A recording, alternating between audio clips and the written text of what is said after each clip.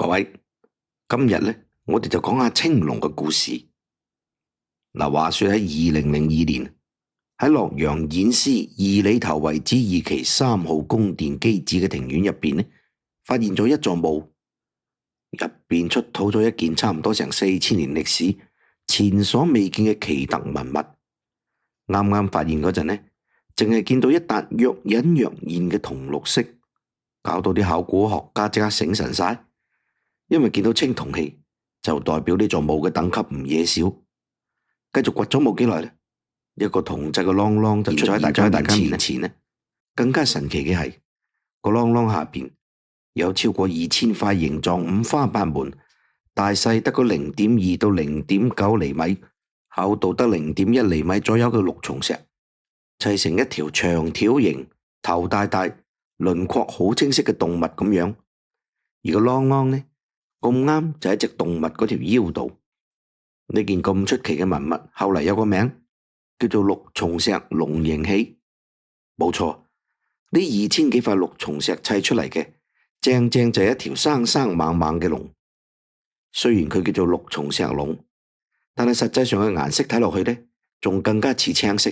所以呢件俾人叫做華夏第一龍嘅考古出土實物，絕對稱得上係實實在在嘅青龍啊！嗱，呢條青龍呢，長64.5厘米，中間最闊嗰度得4厘米啫，成條修長，個頭大大份，而條尾就攣攣地。個龍頭係扁圓形，對眼呢係梳形，係織布嗰種梳啊，唔係梳頭嗰啲梳。眼珠呢就用咗圓餅形嘅白玉，鼻梁由3節半圓形嘅青白玉柱砌成。個蒜頭鼻呢就係用綠松石雕出嚟。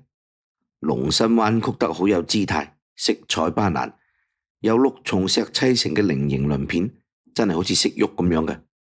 個問題就嚟啦，差唔多4000年前嘅古人，點解要用咁多心機砌條咁複雜嘅龍出嚟呢？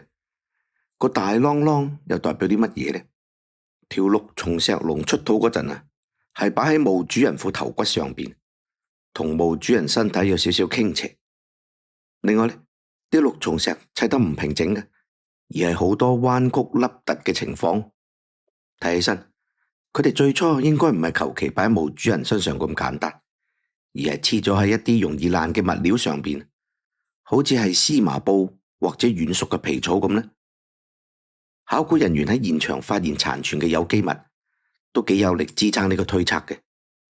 於是有一個講法就話，綠松石龍最初係好似而家嘅鑲嵌畫咁樣嘅，而佢之所以擺喺墓主人身上，就好似係馬王堆漢墓嗰塊梯形白畫嘅招魂幡咁樣嘅作用，係引導死者嘅靈魂升天嘅法器。不過綠松石嘅全部真相係咪又係淨係咁簡單呢？咁又未必噃。我哋陣間會講另一個似乎更加有說服力嘅觀點。講呢個之前呢，我哋要先解答一大堆疑問。4000年前嘅古人係點樣定義龍嘅形象嘅？唔通龍真係曾經存在過？如果呢條青龍只係古人憑空想象出嚟，咁佢背後又隱藏咗啲乜嘢古仔呢？根據墓主人生活嘅年代，呢條青龍誕生嘅時間指向夏朝。我哋不如就跟住呢條線索去睇下嚟。喺2011年，超過4300年歷史嘅石峁城址，作為石峁遺址嘅主要部分俾人發掘。喺石峁皇城台大台基石護牆上面，發現咗2條保存得極之好嘅石雕龍，後嚟叫做8號石雕。8號石雕喺大台基南護牆中間偏落嘅位置，離地面有半米。石雕係窄長條形，青灰色砂岩，長130厘米，高17厘米。上邊用咗減地淺浮雕嘅技法，雕咗2條尾對尾、頭向外、形態一樣嘅龍。個龍頭大大份，係弧方形盾牌形，對眼係梳形，個嘴突出嚟，鼻梁細細長長，個身有啲肥肥地，成條好似波浪咁樣起伏，尾尖收窄向上翹。如果我哋將2條龍同2里頭嗰條綠松石龍對比，就好容易發覺兩者嘅成個形態同姿態真係有異曲同工之妙。尤其係誇張嘅頭部，同左邊嗰條龍隱隱約約見到嘅疏形眼，兩者唔可以話似，直頭一模一樣。石馬遺址嘅絕對年代可以推定為公元前2000到公元前1800年，亦即係話8號石雕龍比2里頭六重石龍仲要早大約200年，即係話六重石龍嘅形象唔係當時創作出嚟，而係更早嘅時候已經出現咗啦，仲要咁啱得咁巧。2里頭遺址普遍被認為係夏朝晚期嘅遺跡，而石馬遺址就被認為係夏朝早期北方嘅中心。呢兩個地方出土相似到冇朋友嘅龍形象，再次俾人指向同一個時期，夏朝。史記封禪書入邊話：夏得木德，青龍止於郊，草木暢茂。呢句話嘅大概意思呢，就係夏朝對應住五行德運之中嘅木德，青龍就係木德嘅象徵，喺五行入邊屬木，代表東方同春季，係萬物生長、生機勃勃嘅象徵。竹書紀年入邊都有類似嘅記載：夏道將興，草木暢茂，青龍止於郊，祝融之神降於崇山，乃受信禪，即天子之位。講嘅係大禹後嚟建立夏朝，喺誕生之前已經出現咗青龍止於郊、祝融降於崇山呢啲吉祥徵兆，於是夏朝就快興盛。於是舜就禪位俾大禹，但係古本嘅竹書紀年入邊呢，就有完全唔同嘅講法啦。話堯舜禹呢個傳承其實係不擇手段嘅權力鬥爭過程，咁背後真相到底係點呢？呢個又係另一個複雜又有趣嘅古仔，我哋有機會再講。嗱，眾所周知，夏朝主要嘅經濟形式係農耕。有研究者認為，夏朝嘅興起標誌住人類社會由游牧文明進入咗農耕文明階段。農耕最需要嘅係水，唔可以少，但亦係唔可以多嘅。大禹之所以治水，好大程度上就係為咗治理洪水、疏導水利嚟滿足農耕經濟嘅需要。大禹初步治理好洪水，地面嘅水得到咗部分控制，但係仲有一種水，大禹無能為力，就係天上邊落嚟嘅雨水咧。豫西北地區地處黃河中下游，係典型嘅北方農耕文化區。喺豫西北廣泛流傳住一個同青龍有關嘅神話傳說。呢個傳說被記載喺清朝道光年版嘅《武職縣志》同埋明朝嘉靖6年嘅《高氏家傳遺言記碑刻》入邊。故事大概係咁嘅：明朝永樂年間，天上嘅青龍因為落雨出咗差錯而被貶落凡間，化身做一個屋企窮嘅後生仔，去萬花莊高家嗰度做長工。佢日頭呢就雕木頭做家私，夜晚就灌溉田園，令到啲莊稼生得極之茂盛。高氏覺得好奇怪，於是靜靜雞匿埋一邊睇下佢呢，見到雲霧入邊有條龍喺井口嗰度飛嚟飛去。佢覺得呢個後生仔一啲都唔簡單，於是好爽手就將自己個女嫁俾佢。後尾有一日，個後生仔發夢同高氏講，如果遇到旱災就去青龍洞求雨，一定會靈嘅。醒咗之後，個後生仔已經走咗啦，佢老婆亦剛剛過咗身，身體仲暖暖地，淨係留低一條雕咗鯨魚圖案嘅木筏。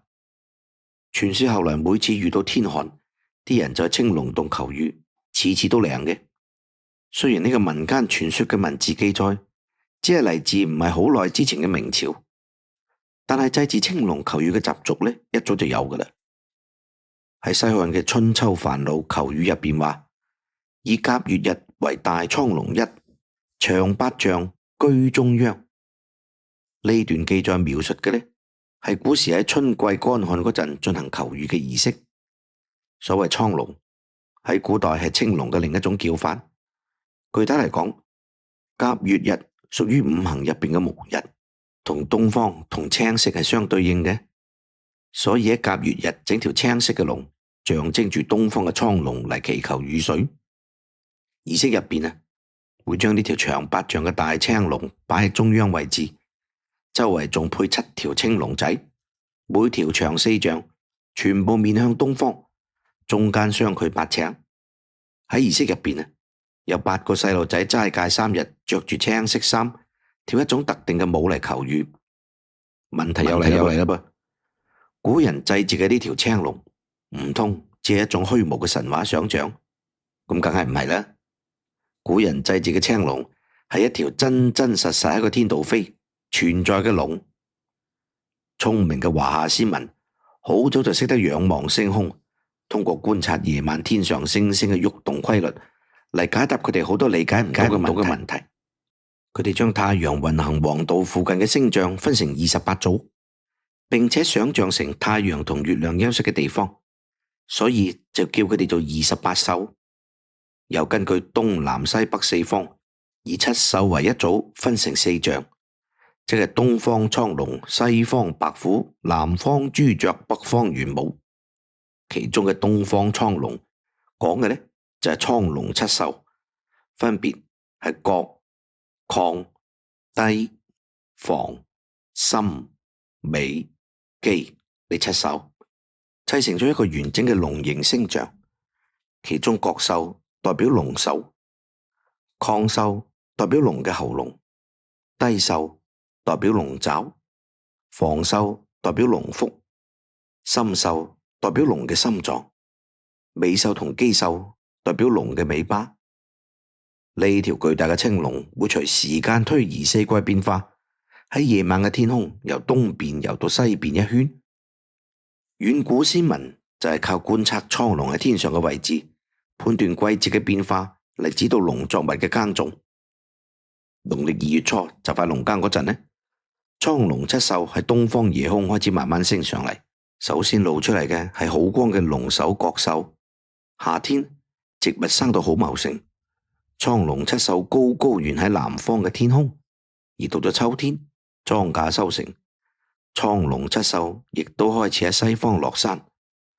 冬天萬物收藏，呢條巨龍就會喺夜空消失，匿埋喺地平線以下。一般嚟講，蒼龍7宿由出現到高掛夜空正中間呢段時間，正正就係一年中雨水最多嗰陣。喺雲南嘅彌勒、開遠、華寧一帶嘅南盤江兩岸住咗彝族嘅一個分支阿哲人。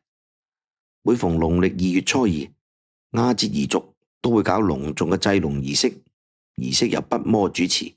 2月初2當日呢，農民會喺預先揀到個龍樹上綁住蘆葦條，仲喺蘆葦條上邊掛青色嘅松樹枝。龍樹隔籬砌咗個石洞，石洞入邊擺咗儀式入面最重要嘅物品，叫做石龍頭。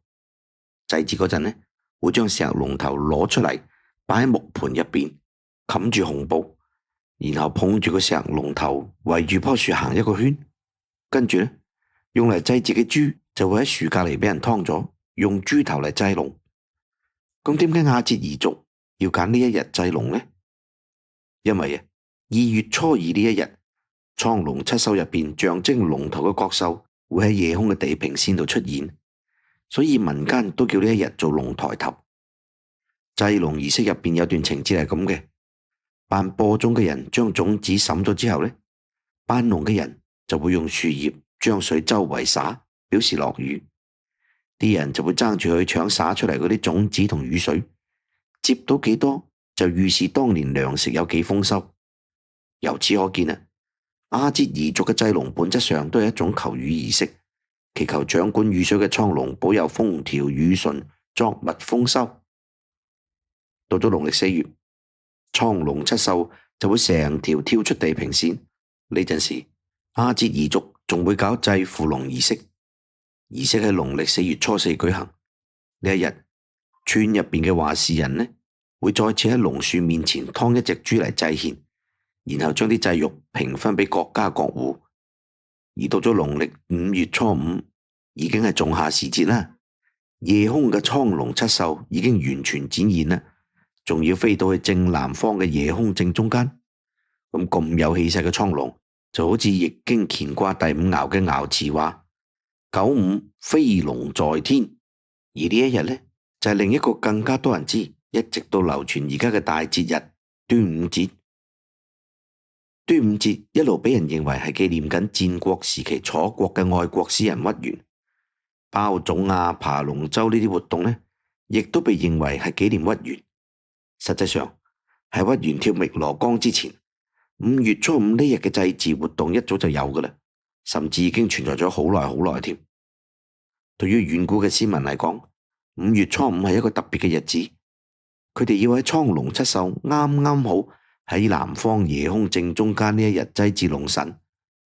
遠古嘅百越人會喺呢一日搞祭祀龍神嘅儀式。對於住喺河流中橫地帶嘅古越人嚟講，船隻唔只係交通工具，更加係賴以生存嘅重要生產工具。喺祭祀儀式入邊，啲人會揸住扮成龍樣嘅船嚟競賽、打鼓、嗌口號，用嚟令龍神開心嘅。咁儀式期間，仲會將竹筒或者樹葉包住嘅食物掟落水，作為供奉龍神嘅祭品，祈求飛喺天上嘅蒼龍帶俾佢哋風調雨順。當時間嚟到9月初9，遠古嘅人就要喺呢一日祭祀兼送別夜空入邊一粒重要嘅星——大火。而呢個亦係另一個流傳到而家嘅重要節日——重陽節嘅起源啦。但呢一日呢，因為9月初9前後大火星會慢慢消失喺西方嘅地平線，唔再出現。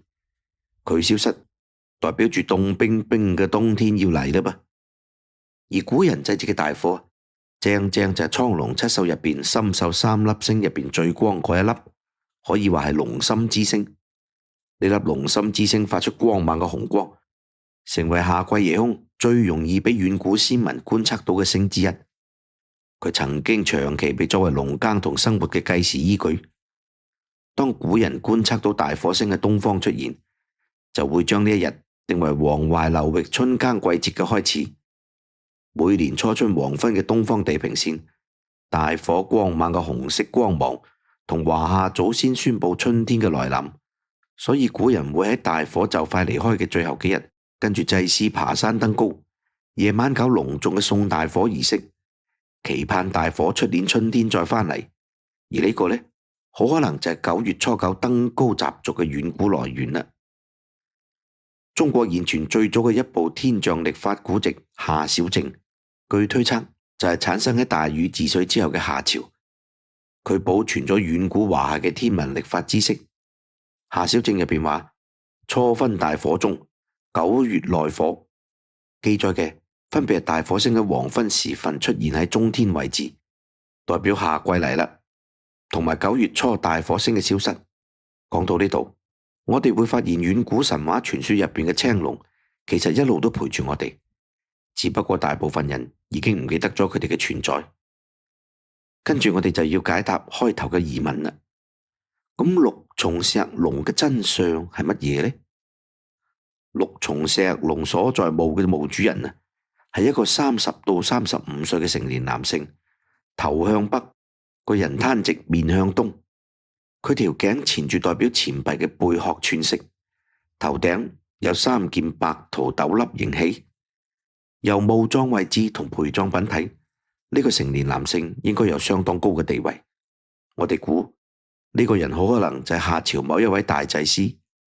彝族嘅古文獻叫佢哋做筆魔，法鈴就係筆魔身邊重要嘅法器，彝語叫做筆具。彝族有一種鈴鐺舞，係流傳到而家，喺喪葬儀式入邊表演嘅舞蹈。嗰個鈴鐺就係最重要嘅道具啦。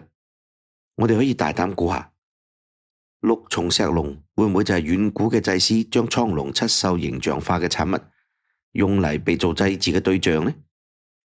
祭司死咗之後，呢件神聖嘅祭品就陪住主人一齊落葬。而喺青龍腰間嗰個啷啷，會唔會就係代表嗰粒龍心之星大火星呢？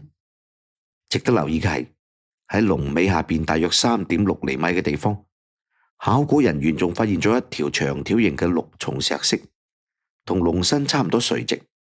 有學者估呢個可能係田地嘅象徵，代表住農業同土地嘅關係。